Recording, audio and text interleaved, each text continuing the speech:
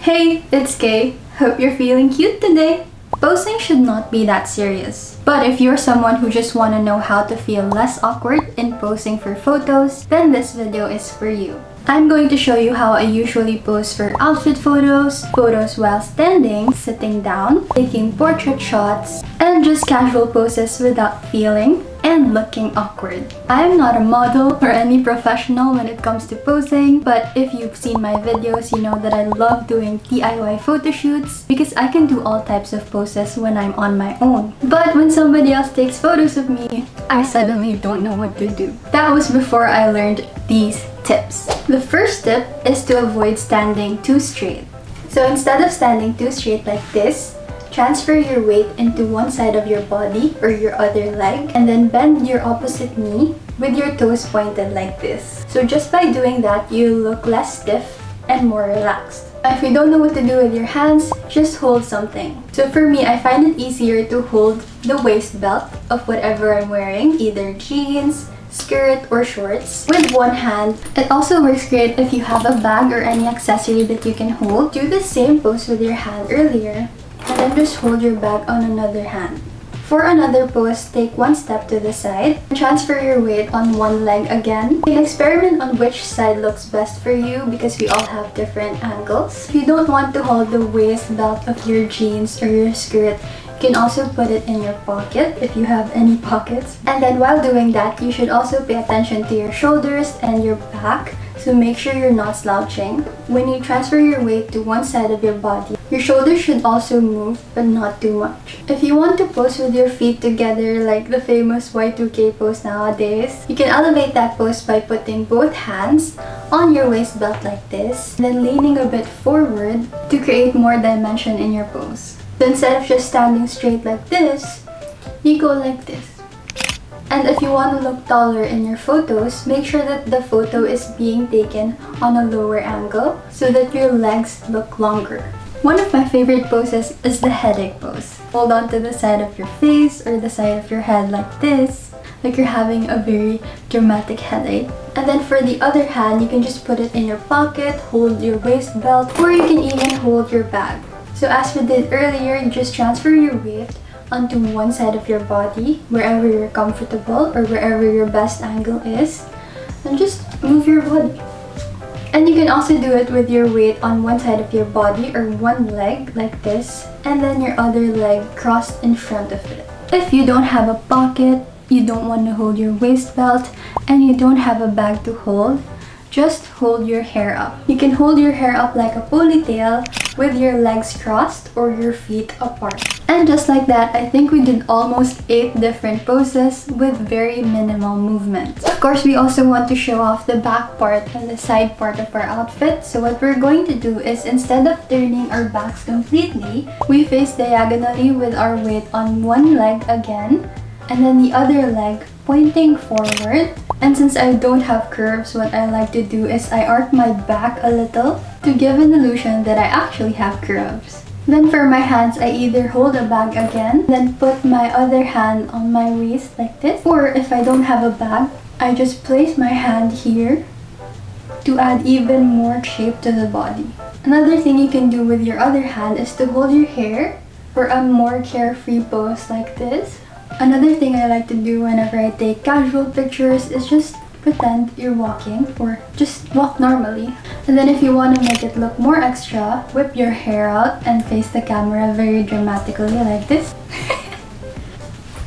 Even though we're all really cute, there will still be some days when you're wearing a very cute fit and you want to take pictures, but you just don't feel like showing your face. It happens. This is very awkward. So what I do is I pretend that I'm fixing my hair and then I turn sideways with my one leg pointed on the ground. On this side, if you're taking the photo from this angle, your face won't show on the pictures. Posing against a wall is also a great idea, especially if you want it to look more casual. Another candid pose idea is to use your phone. So what I do is I pretend that I'm on a call with someone like this, and I just hold my bag on another hand. Or you can lean against the wall again and then just pretend that you're texting someone. So when you lean against the wall, naturally you won't be standing straight and your one knee will be bent. So those are the most common full body poses that I do. And now let's move on to half body poses. So now I'm going to show you how you can do 3 different poses while staying in one position. The position that I'm talking about is putting your weight on one side of your body or on one leg and then putting your hand on your side like this. We're going to do 3 different poses just by moving this one hand. The headache pose. Hold your lip like this or the side of your chin. It's just like you're thinking very cutely. And then the third one, just play with your hair casually like this and just close your eyes if you want. And we did 3 different poses while maintaining the same body position. Another favorite pose of mine is the look back pose. If you follow me on Instagram, you'll see me doing this pose all the time. So you just turn your back and then look back. And then what I like to do is I put my hand on my side like this to add more shape to the body.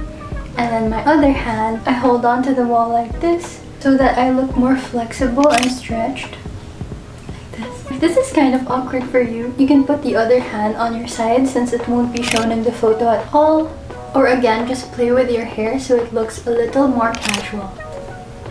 You can also do a cool girl pose with your arms crossed like this and your back leaned on the wall. Or you can turn to the side again and then continue to fix your hair while arching your back so you create more curves in your body.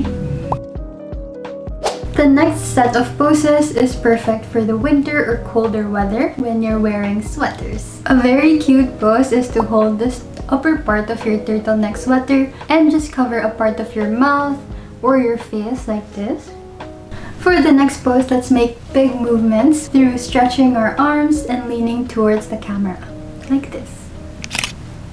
You can place your hands behind your neck or just place it on top of your head. If you don't want to make big movements, just place your arms like this and hold your chin. Or you can place your hand on the other part of your face while still maintaining the same arm position. So we did full and half body poses and now we're going to do portrait shots. Since we're doing portrait shots, it's very close up so you don't need to do much movements with your body. Instead of just capturing my whole face like this, I also like to use my hands so that there's still variety and movements on my photos. For this pose, I call it a look at my ring pose. So you can either go like this, or place your hand lower. So instead of the side of your face, your hand is placed here. Also consider your shoulder movements. For the next pose, I like to call it the thinker pose. So I just place my hand on the side of my face, touching my lip and chin with my shoulders leaning forward. And then I just tilt my head to different directions for more variety. And after the thinking pose, we have the judger pose. So instead of placing your hand on the side of your chin, place it directly under your chin. Since this is called a judger pose, your expression should be like you're judging the camera or the photographer. Just tilt your head upwards and then look down to the camera with a very strict pose. If you don't want to tilt your head up, you can also tilt it down. But instead of having doughy eyes like this, switch to having siren eyes like this. The next set is what I like to call the actress profile poses. So I just place my hands in this position and then I tilt my head sideways. I either look at the camera or look sideways. And I know it's going to feel awkward if you're just doing it, but if you see the pictures, it's going to look very graceful. Then for the next one, we're going to do a side profile. If you turn sideways, you're going to see only half of your face, but if you turn diagonally, you're going to see more of your face in the photo. And then if you really want to show this side of your face only, just turn sideways, then tilt your head upwards with your eyes closed so that you can show off your neck as well. If you like doing fashion or creative photo shoots, then you're gonna like these fashion poses. The first one is the hugging pose. Just place your two hands like this as if you're hugging yourself and then give a very calm expression. Also do the kind of praying and kind of sleeping pose with your hands like this and then your head tilted sideways.